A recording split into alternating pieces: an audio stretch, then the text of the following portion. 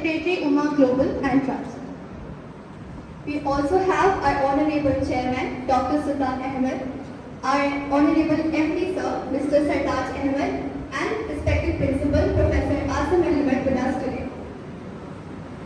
Now, ladies and gentlemen, let's have the precious presence of our esteemed principal here with us to enlighten us with his words. Over to you, sir. Round of applause for our principal, everyone. Thank you very much, Mr. Faisal Shah. Please give a warm welcome to Faisal Shah because he is a broad type of event. मैं सिर्फ दो line है जो मैं आप सब लोगों के लिए कहना चाहता हूँ। जो थक कर भी ना रुके वो बाजीगर होता है। जो थक कर भी ना रुके वो बाजीगर होता है। जो झुके नहीं मुश्किलों में वो सिकंदर होता है।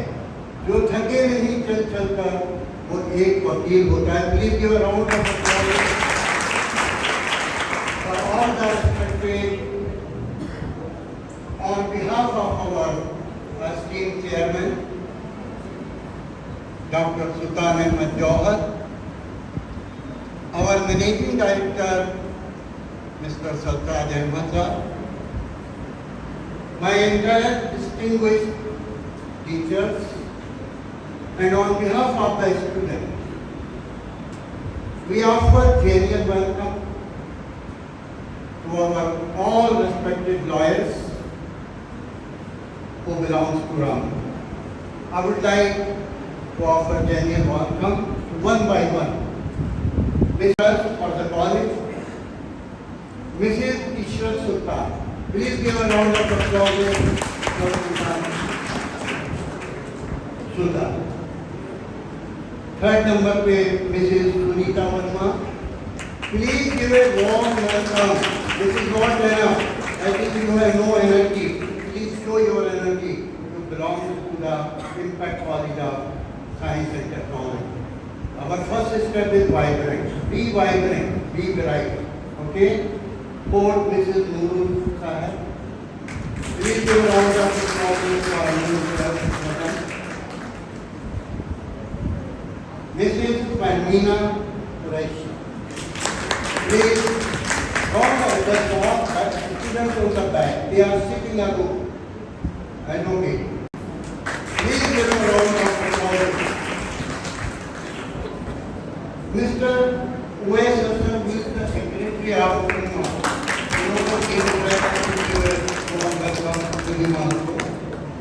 Mr. Zamir Ahmed Sahib, please give a round of applause for him.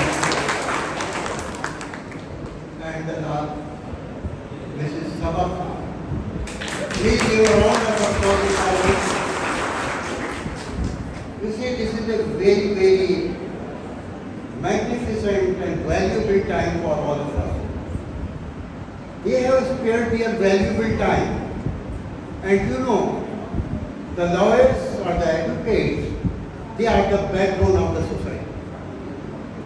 They are working for the society if there is any crime. So they stand and they prove right or wrong in the court.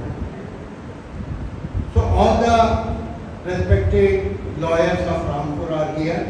Thank you very much. And on behalf of our entire family, I welcome again. Thank you very much.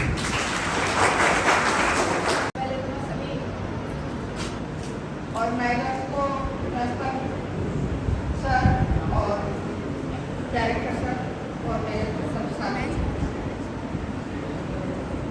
सबका शुक्रिया अदा करना चाहूँगी। और सबसे पहले topic बताया गया है इस मीटिंग में, वो है डोमेस्टिक वायलेंस। तो मैं डोमेस्टिक वायलेंस पे ही थोड़ा रोशनी डालना चाहूँगी कि क्या है कानून। ये 2005 में बनाया हुआ कानून है जो औरतों की सुरक्षा और उनको पीड़न से बचाने के लिए सरकार ने पास किया है। इससे पहले भी कई कानूनों के तहत औरतों को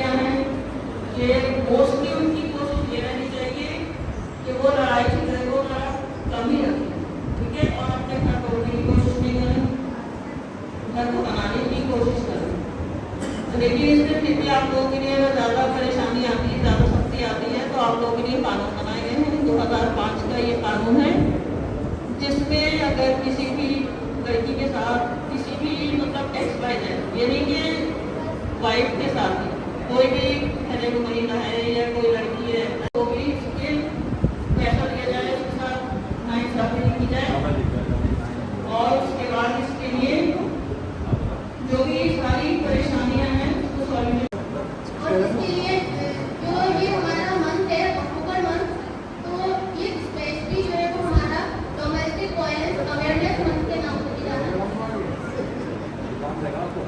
पर यहाँ जो है हम ये बात करेंगे कि ये डोमेस्टिक वायलेंस जो है वो होता क्यों है। इसका रीजन जो ज़्यादातर जो रीजन रहा है और जो ज़्यादातर रीजन देखने को हमें मिलता है, इसका जो बड़ा रीजन है वो है हमारा डॉग।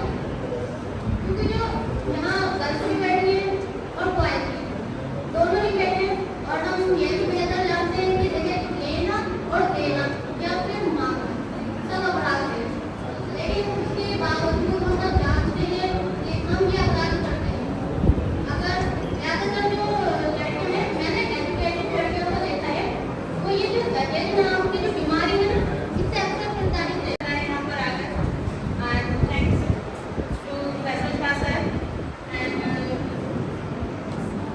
senior principal sir कि आप लोगों ने आप लोगों के बीच हम लोगों को बुलाया है और आप लोगों को लीगल अवेयरनेस के बारे में बताने के लिए कि लॉज क्या है, हमारे इंडिया का कानून क्या कहता है, किस बारे में है। क्योंकि आप लोग टेक्नोलॉजी के स्टूडेंट्स हैं और बीटेक वगैरह से ताल्लुक रखते हैं, तो इसमें हमें लगता है कि आप लोगों के बीच में ज़्यादातर फ़ोन का यूज़ करते होंगे सब, शायद फ़ोन से ही ज़्यादातर पेमेंट भी आजकल फ़ोन पे ही चल रहे हैं सबके। एक हमारे बीच में साइबर क्राइम इस टाइम पे बहुत बढ़ रहा है। साइबर क्राइम के बारे में शायद बहुत कम लोग जानते हैं, इन लोगों को मालूम नहीं है जितना हम फ़ोन का यूज़ करते हैं ना अपनी सहूलियत के लिए, वो उतने ही हमारे लिए हार्मफुल भी हो जाता है कभी कभी। अभी ऑनलाइन शॉपिंग का बहुत दौर चल रहा है, सबको ऑनलाइन शॉपिंग का बहुत शौक है, बच्चे भी लेकर बैठ जाते हैं मोबाइल फोन और उन्होंने लिया और अपने ऑनलाइन ऑर्डर करना स्टार्ट कर दिए। अभी 3-4 दिन पहले हमारे सामने भी एक वीडियो आया था, तो उसमें मीशो के बहुत सारे चल रहे थे फेक। उन्होंने बोला कि आपने ऑर्डर किया है, अच्छा मीशो ऐसी साइट है जिसमें बहुत सस्ते सामान मिल जाते हैं, तो ज़्यादा लेडीज बहुत प्रेफर करती हैं उसको, बच्चे और लेडीज बहुत ज़्यादा प्रेफर करते हैं और बहुत ज़्यादा ऑनलाइन शॉपिंग वगैरह उसमें होती है। तो एक डिलीवरी बॉय आया, बोला आपने इस पर ऑर्डर किया था तो आप एक OTP दे दीजिए, अगर आपको कैंसिल भी करना है तब भी OTP दे देंगे। और उन मैडम ने OTP दे दिया अपना, बस OTP जाते ही उनका सारा कैश जो था सब विड्रॉ हो गया। उनके पास एक मैसेज आता है कि आपका बैलेंस जो है वो 0 हो चुका है। आप लोग को मोबाइल फोन या किसी भी इलेक्ट्रॉनिक चीज़ का इस्तेमाल करने से पहले इस चीज़ को 100 बार सोचना है कि जिस साइट से हम शॉपिंग कर रहे हैं या जिस साइट से हम लेन देन कर रहे हैं वो साइट कैसी है, कितनी ऑथेंटिक है, कितनी हमारे लिए बेनिफिशियल है। और जितना हो सके मोबाइल का इस्तेमाल बहुत कम करें, जहाँ बहुत ज़रूरी है वहीं करें। अगर किसी को किसी बैंक से भी करना है तो अपनी बैंक की ऑथेंटिक साइट से ही करें। लड़के बहुत ज़्यादा बोर हो रहे हैं, आई थिंक बॉयज़ में इन चीज़ों की बहुत ज़्यादा अवेयरनेस है नहीं। अभी डोमेस्टिक वायलेंस है, चलो सोच रहा हूँ हमारे पास सारे मुकम्मल होने वाले हैं, इसलिए बच्चों का ध्यान है नहीं इस तरफ, लेकिन आप लोग की फैसिलिटीज़ के लिए ही यहाँ पर हम लोग को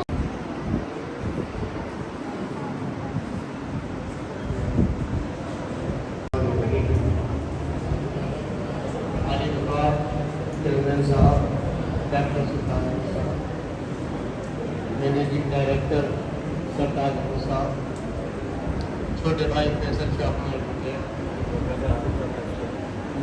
साहब, आसिफ साहब, मेरे तमाम ही एडवोकेट साथी, टेक्नोलॉजी के स्टूडेंट्स, आज मैं वैसे तो सुल्तान साहब से मेरा ताल्लुक भी है, लेकिन आज कॉलेज में मेरा फर्स्ट टाइम आना, मुझे बेहद खुशी है और मैं सुल्तान साहब के साथ दिल की गहराइयों से मुबारकबाद पेश करता हूँ कि आज ये अपने कॉलेज में legal involvement and legal evidence का प्रोग्राम रखकर अपने यहाँ के बच्चों को, अपने यहाँ के स्टूडेंट्स को कानून की जानकारी के सिलसिले में हमारे प्रोग्राम हजरात को बुलाया। मैं फिर से उनकी मुबारकबाद पेश करता हूँ।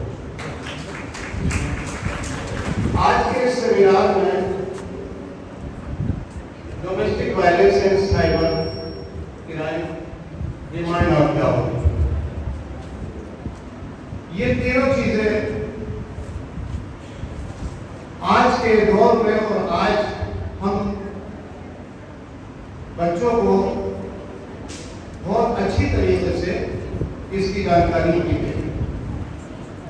जैसा कि मेरे अभी साथियों ने डोमेस्टिक वायलेंस और डाउरी के सिलसिले में बताया या साइबर क्राइम के सिलसिले में बताया, डोमेस्टिक वायलेंस और डाउरी ये दोनों एक दूसरे के ही मिलते जुलते और एक दूसरे के पर्यावरण। लेकिन आज हमें इस बात को यहां से सोच के उठना पड़ेगा कि हमारे समाज में डोमेस्टिक वायलेंस और डिमांड और डाउरी होती क्यों। इसको जब आप समझ लेंगे तो समाज में एक पैगाम हो जाएंगे कि इस पर रोक लगानी चाहिए। जब हमारे बच्चों का शुरू में रिश्ता होता है, रिश्ते के लिए शुरुआत यहां से होती है। जब रिश्तों के लिए हमारे पेरेंट्स के बीच बातचीत होती है तो वहां पर हमें आगे आना पड़ेगा कि देखिए हमारे बीच में जो आप रिश्ता तय कर रहे हैं, क्योंकि जिंदगी हमें बिताना है, जिंदगी हमें जीना है। आप किसी भी तरह की डाउरी की बात नहीं करेंगे, आप किसी भी तरह से इन लोगों से कोई वायदा नहीं करिए। ये लड़की वालों का भी फर्ज है और लड़के वालों का भी फर्ज है। आजकल जो सबसे ज्यादा क्राइम चल रहा है वो विवेक पर, और इसके बाद साइबर क्राइम। साइबर क्राइम मोबाइलों के द्वारा और कंप्यूटर इस्तेमाल करने के द्वारा होते हैं। इसकी सबसे बड़ी वजह वो ये है हमारी खुफी कमी। कारण हमें फोनों में लुभावनी औरतों के द्वारा लालच दिए जाते हैं कि आपका इनाम मिलना है, आपको ये 23 लाख रुपए की गाड़ी मिलेगी, फला फला। हम उन झांसों में आ जाते हैं, उन लालचों में आ जाते हैं। हम ये नहीं सोचते कि हमें कितना बड़ा इनाम मिल रहा है या हमें ठगने की तैयारी की जा रही है। सर्वप्रथम साइबर क्राइम की शुरुआत तब हुई जब एलन शेर नाम के व्यक्ति ने MIT कंप्यूटर नेटवर्क को हैक किया। कोई ज्ञान की बातें नहीं करते, नॉलेज की बातें नहीं कर पाते। आपको छोटे छोटे ग्रुप बना लीजिए, 5-5, 6-6 लोगों के, आपस में कंसल्ट कीजिए किसी विषय को लेकर के। एक ने कहीं, दूसरे ने कहीं, समझेंगे सीखेंगे तभी। खाली किताब पढ़ने से कुछ नहीं होगा जब तक उसको प्रैक्टिकली नहीं करेंगे आप। ज्यादातर लोगों को कछुए खरगोश की कहानी मालूम है। वो कैसे याद है? जो कछुआ की दिखाया जा रहा है, खरगोश की दिखाया जा रहा है, पिक्चर नहीं चल रही है, तो कहानी पढ़ने की जरूरत नहीं पड़ी। हमारी समझ में सब आ रहा है क्योंकि वो प्रैक्टिकल चल रहा है। जो टीचर ने आपको सिखाया, आपने प्रैक्टिकल क्या किया, उसका रिवीजन क्या किया। शेक्सपियर कहते हैं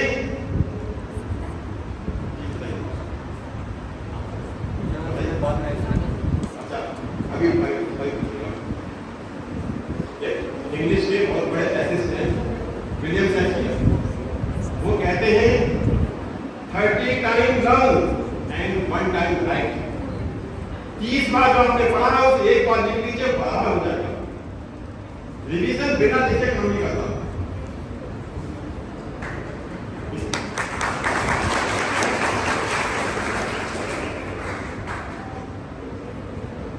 समय का होगा। I am Priya from BCom Honors, third year. My question is, what is the difference between human rights and legal rights?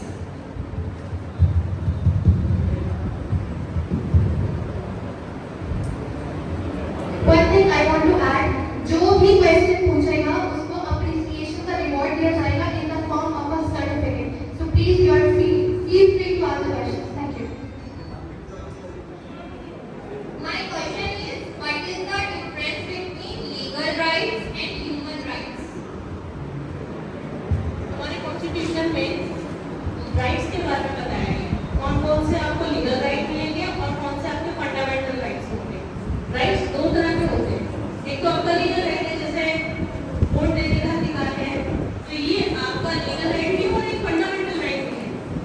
Articles हैं, अगर आपने कॉन्स्टिट्यूशन में थोड़ा सा भी इंटरेस्ट होगा या अपने फंडामेंटल राइट्स के बारे में जानने की कोशिश करेंगे तो चैप्टर 3 स्टार्ट होता है, जो कि हमारे लीगल राइट्स, हमारे मौलिक अधिकारों के बारे में बताता है। आर्टिकल 19 है, जिसमें आपको कहीं पे भी जाने का अधिकार है, कुछ भी जैसे हम लोग यहाँ पे मीटिंग करके बोल रहे हैं, ये भी हमारी फंडामेंटल राइट है। कहीं पे भी जाने का अधिकार है, वो भी हमारी फंडामेंटल राइट है। कहीं पे भी हम पूरे इंडिया में कहीं पे भी हम ट्रैवल कर सकते हैं, कहीं पे भी ट्रेड कर सकते हैं, ट्रेडिंग मतलब बिजनेस कर सकते हैं, कहीं पे भी घर बना सकते हैं, तो वो लीगल राइट कहलाता है। कुछ राइट्स ऐसे फंडामेंटल राइट्स हैं, उनको पाने के लिए आप कोर्ट का दरवाजा तक खटखटा सकते हैं, लेकिन जो लीगल राइट्स हैं उसके लिए आपको प्रॉपर चैनल ही इस्तेमाल करना पड़ेगा, उसके लिए वो आप लड़ नहीं सकते ज्यादा। नहीं,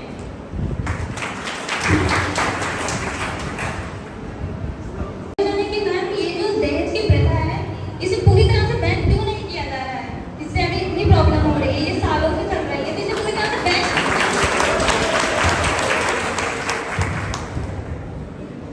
देखिए ऐसा है कि आपने स्थिति और सामाजिक स्थिति में बहुत फर्क है आगे। कानून में दहेज देना और दहेज देना, डाउरी प्रोविजन एक्ट बना हुआ है, उसमें दहेज की धारा 3 और 4 है। उसमें आपको शायद आप लोगों को पता नहीं होगा कि दहेज देना भी अपराध है और दहेज Maintain देना भी silence अपराध है। everyone. तो लीगली तो सरकार ने अपना काम कर दिया है, हमारे संसद ने काम कर दिया है, बहुत से कानून हैं, लेकिन अब जो प्रॉब्लम है वो सिर्फ एक सामाजिक स्तर पर है। कानूनी स्तर पर तो दहेज देना और देना दोनों ही बैठ है। उम्मीद करती हूँ आपको जवाब मिल जाएगा। आप एक्साइटेड हैं? या ma'am, good afternoon all of you. मेरा नाम कुसुम है, मैं फ्रॉम BSc PCM से हूँ। मेरा क्वेश्चन ये है कि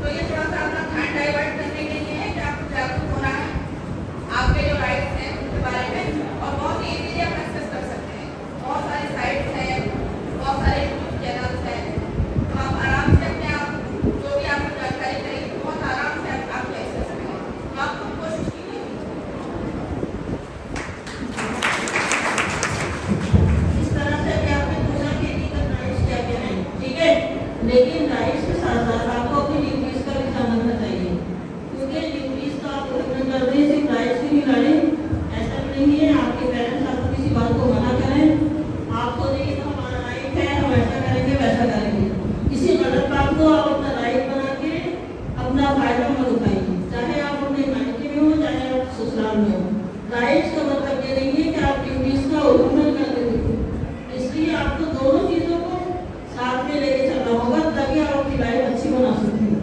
क्योंकि आज देखा जा रहा है कि लड़कियां भी बहुत ज्यादा आगे बढ़ गई हैं, कोई किसी की सुनता नहीं है, लास्ट में उनको परेशानी उठानी पड़ती है।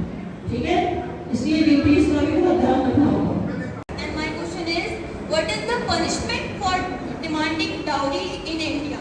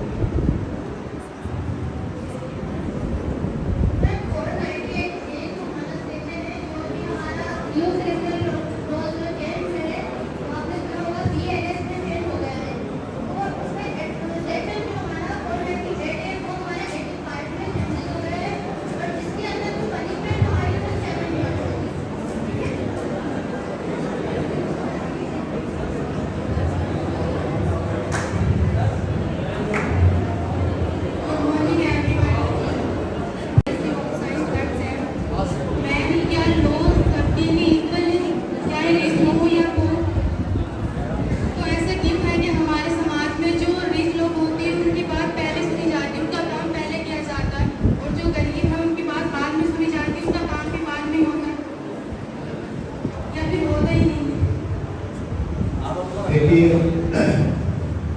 हमारे देश भारत में महिलाओं को सर्वप्रथम माना गया है और कानून में भी महिलाओं का एहतराम किया जाता है।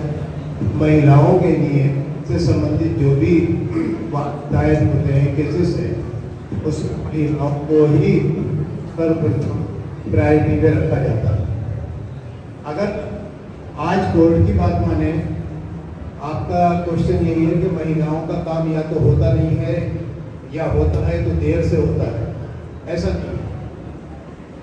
कोशिश ये की जाए कि महिलाओं को ज्यादा से ज्यादा अदालत मेरे माइंड में आया है कि जैसे कि सब लोग तो क्या कहते हैं, वुमेन के राइट्स की बात करते हैं कि वुमेन के राइट की बात करते हैं, पर मैन के राइट की बात भी नहीं करता। कुछ वुमेन ऐसी भी होती हैं जो अपने राइट्स का मिसयूज करती हैं, अब जैसे कि वो अपने हस्बैंड या हस्बैंड को इमोशनली या मेंटली अब्यूज करती हैं।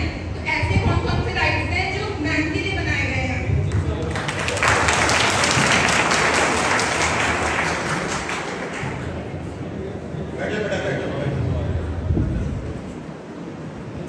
देखिए, सबसे पहले तो कानून सबके लिए बराबर है, ये बात माननी पड़ेगी। कोई कानून अपनी बात कह नहीं पाता, जैसे बेटी ने कहा था कि गरीबों को इंसाफ नहीं मिल पाता, अमीरों को मिल जाता है। ऐसी वजह क्या है? हमें जानकारी का अभाव है। हम नहीं जानते कि हम अगर गरीब हैं, अगर हम पूरी फीस नहीं दे सकते किसी वकील को, या बड़ा वकील हम नहीं हायर कर सकते, तो उसके लिए क्या किया जाए? एक वकीलों का पैनल अलग है जो केवल उन्हीं लोगों के केस देखता है जिनके पास पैसे नहीं है या वकीलों को पैसे नहीं दे सकते। वो पैनल अलग है पूरा। वो कोर्ट की तरफ से भी आपको वकील मिलते हैं उसमें। ऐसा नहीं है किसी गरीब को न्याय नहीं मिलता। ये बात सही है कि जिन लोग अमीर हैं, ये लोग बड़े वकील कर लेते हैं और अपनी बात को ज्यादा अच्छी तरीके से पहले कोर्ट में रखवा देते हैं। जब तक गरीब आदमी समझता है मुझे क्या करना है, तब तक वो अपना काम कर चुके होते हैं। इसी चीजों के लिए तो ये अवेयरनेस। अब वकील को भी पता है कि ये गुनाहगार है, लेकिन गुनाहगार से भी कसम दिलवाई जाती है और बेकसूर से भी। तो ऐसा क्यों? दोनों को पता है, जज को भी मालूम है और वकील को भी मालूम है कि एक तो गुनाहगार है 100%। तो कसम क्यों? उसका अपमान क्यों? बस ये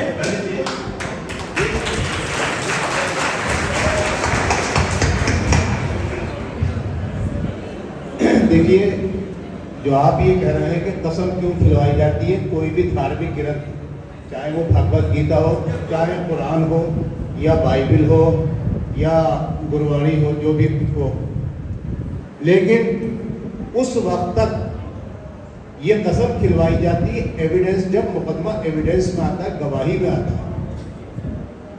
उस वक्त तक ना जज को ये मालूम होता है कि ये गुनाहगार कौन है और मुल्जिम कौन है, और ना वकील को मालूम होता है। वकील को तो अपने मुवक्किल की पैरवी करना है।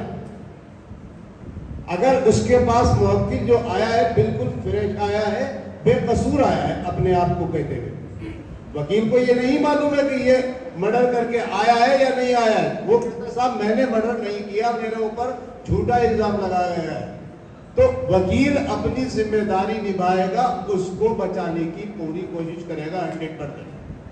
कसम खाना, कसम तो इसलिए दिलवाई जाती है कि भगवान को साक्षी मान के आप कहे, जो भी बात कहेंगे अदालत में वो सच कहेंगे, सच के सिवा कुछ नहीं कहेंगे। जज को भी नहीं पता है कि ये क्या, आपका क्वेश्चन ये है कि जज को भी मालूम है, वकील को भी मालूम है, और फिर भी कसम क्यों खिलवाई है? ये कसम जो है इसीलिए खिलवाई जाती है कि वो एक प्रॉब्लम है, उसके सॉल्यूशन के लिए पूछा जा रहा है। ध्यान से सुनिएगा, कल आपके भी काम आएगी। आपके शायद टीचर हैं, है ना? आप स्टाफ हैं। आपका क्वेश्चन ये है कि उस ग्रंथ की मर्यादा को क्यों छिन्न भिन्न किया जाता है, क्यों उसकी मर्यादा को नहीं रखा जाता है, जबकि मालूम है कि मुकदमा झूठा भी हो सकता है। आज मैं आपको बता दूं इंफॉर्मेशन के लिए कि अब गीता या किसी ग्रंथ को नहीं रखा जाता है। अब किसी ग्रंथ पे हाथ रख के कसम नहीं खिलवाई जाती है, ना कुरान पे ना गीता पे।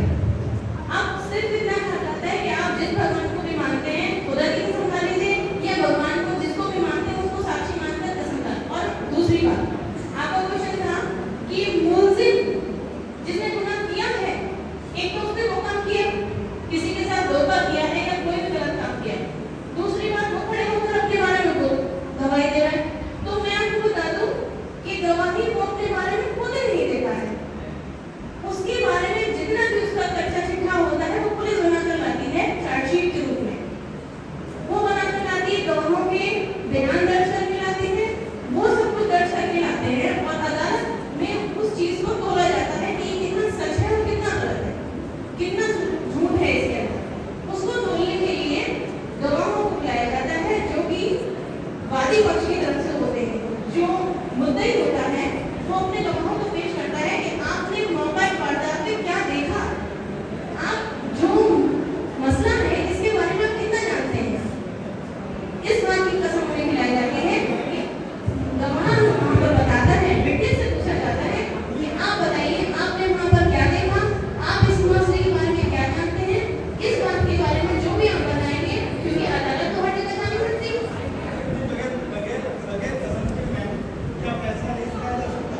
आप अल्लाह की कसम खाइए। बात सही है आपकी, मगर उस चीज को तोलेंगे कैसे? कोई झूठ बोल रहा है, आप तोलेंगे कैसे? ये एक सामाजिक पुरानी रीत चली आ रही है, ये एक मान्यता है कि कसम खा के आदमी झूठ नहीं बोलता, अपने बच्चे के सिर पे हाथ रख के कोई इंसान झूठ नहीं बोल सकता।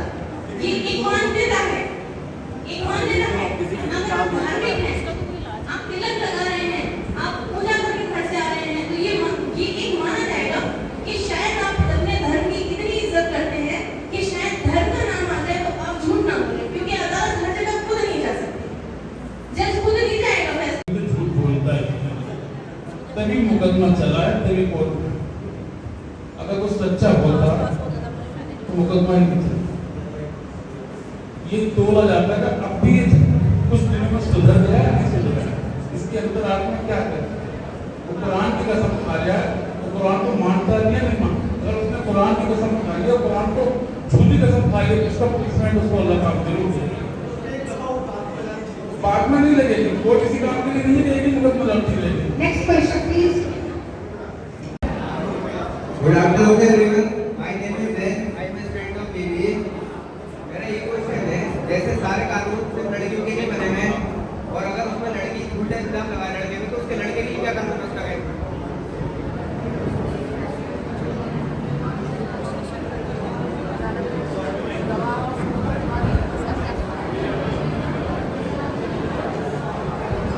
काय करना किस तरीके मेरा ये क्वेश्चन है, जैसे सारे कानून में सिर्फ लड़कियों के लिए नहीं डोमेस्टिक वायलेंस डोमेस्टिक वायलेंस में सभी आते हैं। तो लड़का Sit down, everyone. Please sit down. Girls, please sit down. लड़के के लिए क्या कानून है उसका? लड़का उसके खिलाफ अपनी बात को साबित कर पाएगा तो उसको कॉम्पेंसेशन मिलेगा। ऐसा नहीं। तो डोमेस्टिक वायलेंस से डोमेस्टिक वर्ड आया है, वो घरेलू हिंसा है, उसमें हिंसा लड़की भी कर सकती है, लड़का भी कर सकता है, और दुल्हन भी कर सकती है, देवर भी कर सकता है, कोई भी कर सकता है, उसके खिलाफ जा सकता है। मेरा क्वेश्चन ये है कि लड़की वालों से जो लड़की वाले कहते हैं कि दहेज देना गलत है, यदि लड़की वाले जो देते हैं दहेज वो गलत है, तो फिर लड़की वाले लड़के के पास जमीन और उसका पैसा क्यों देते हैं?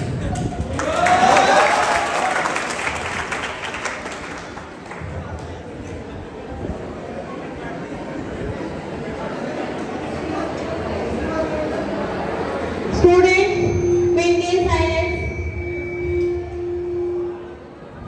Yes sir. लड़की वाले ये कहते हैं कि दहेज देना गलत है, ठीक? फिर लड़की वाले ये क्यों देखते हैं लड़के का कि उसका पैसा और उसके पास जमीन भी होना चाहिए, जमीन और पैसा होना चाहिए। सोच तुम्हारी कोई देखते कितना क्वालिफाइड है ये। आप तो एक लड़के के पास 1 बीघा जमीन भी नहीं है, अगर वो यूपीएससी टॉपर है या अच्छे एग्जाम को लेकर तो कोई नहीं देगा आपकी जमीन। ये सोच गलत है। ऐसा कुछ नहीं है। 1 बीघा जमीन पत्र की अपने पास, आप एजुकेशन का ये सब तो ड्रॉप निकालिए, लोग पीछे घूमेंगे आपके। जमीन कोई नहीं देखेगा, आपकी काबिलियत देखेगा।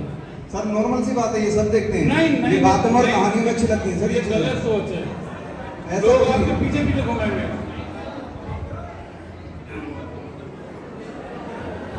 सर एक सवाल आप मान लीजिए हम रोड पर जा रहे हैं और अचानक हमारी गाड़ी का एक्सीडेंट हो जाता है, अच्छा खासा डैमेज हो गया हमारी गाड़ी में भी, सामने वाले की गाड़ी में, और चोटें भी लगी लोगों को।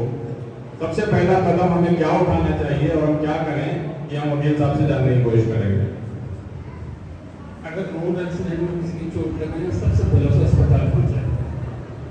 वहाँ अस्पताल में आपको जब जाएगा, सबसे पहले बाबू ये पूछेगा चोट कैसे लगी, आप उसको बताएंगे रोड एक्सीडेंट। उनका एक रजिस्टर ही अलग होता है, RPA रोड ट्रैफिक एक्सीडेंट, उसमें आपकी एंट्री होगी और कंसर्न थाने को फोन कर देंगे। थाने वाले आएंगे, उसको लेके जाएंगे, गाड़ी को जब्त करेंगे। किसी की गलती होगी तो एफआईआर लिखी जाएगी, नहीं गलती होगी तो मामला वहाँ पर करेंगे। किसी की कोई गलती नहीं थी, अचानक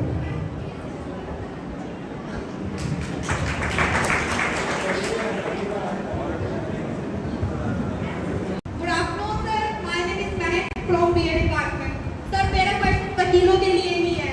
मैं उनसे ये पूछना चाहती हूँ, जब वकीलों को पता होता है, उनसे स्टूडेंट बात करता है कि हमारा केस इलीगल है, हम फिर भी क्यों उसका केस फाइल करते हैं? ऐसे वकीलों के लिए क्या केस किया जाना चाहिए? क्या करें? सुबह सामने कुछ लेके भी जाना है। सर, सामने वाले का आगे कोई चीज होती है ना, क्यों उसके मान सम्मान को हम ठेस सुबह पहुंचाएं? से तैयार होकर गए, क्यों खाली आएंगे? बताइए। सर, वो बात है, लेकिन सामने वाले की भी मान टेंशन सम्मान है। से काम नहीं चलेगा, पैसे से काम चलेगा।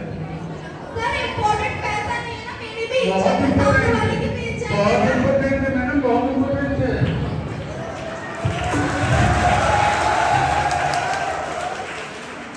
सर, मैं जानती हूँ आप वकील हैं, मैं आपसे कई चीज करती हूँ, मैं वकील आगे होते हैं, लेकिन तस्वीर में मान सम्मान तो होना चाहिए ना।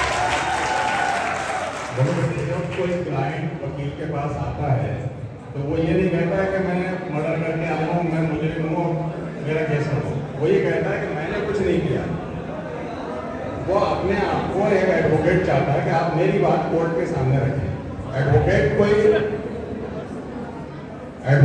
एडवोकेट जो है कोई फैसला करने वाला नहीं है, वो सिर्फ आपकी लीगल बात जज के सामने रखने के लिए होते हैं। सर, मैं आपकी बात से 100% एग्री करती हूँ, लेकिन जब वकील और हायर करने वाला बात करता है तो सब पता चल जाता है क्या लीगल है क्या अनलीगल है।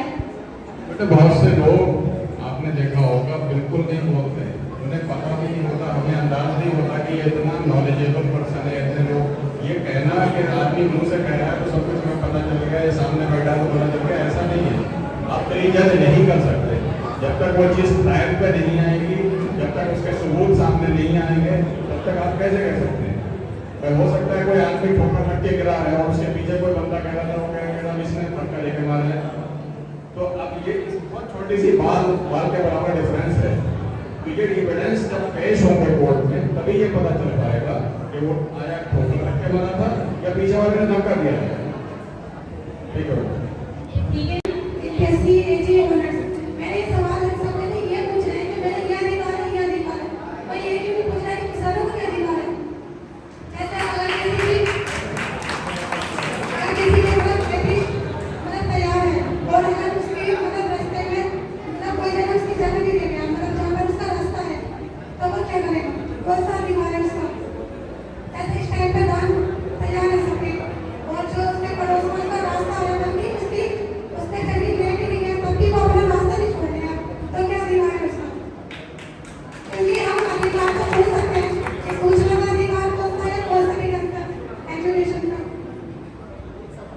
देखिए अगर वो उसका रास्ता रोक रहा है, रास्ता दबा रहा है खेत का, तो ये सिविल का मैटर है, रेवेन्यू का मैटर होता है, वो उस अदालत में जा सकता है, कानून बना हुआ है। वो रास्ता उस जगह रास्ते को बंद करना है तो वो सिविल मैटर में जा सकता है कोर्ट में, और वो अपना रास्ता वहाँ से निकलने के लिए सूट फाइल कर सकता है, बात दायर कर सकता है। अगर उसका पड़ोसी जमीन दाब रहा है, उसका खेत दबा रहा है और उसे मना कर दिया है कि आप यहाँ से नहीं निकल सकते, तो इसके लिए भी कानून बना हुआ है। वो दीवानी बात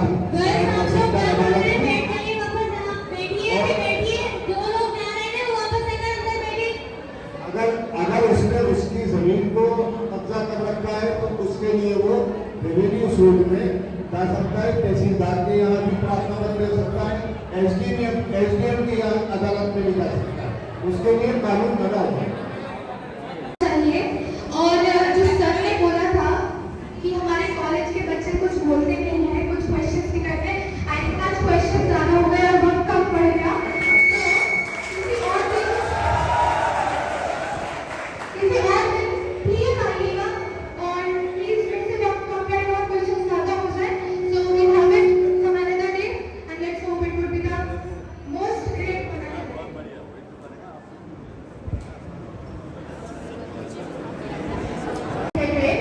So we would like to invite our dignitaries to present them with the honor of certificate.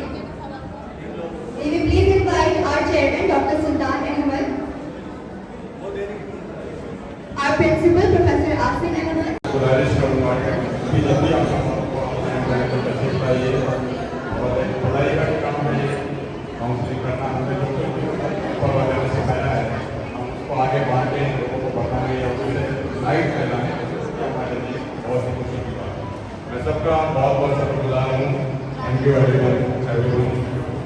और मैं तो एक्चुअली 2:15 बजे छुट्टी होती है, हमारी बसें जाना होती है, इसी वजह से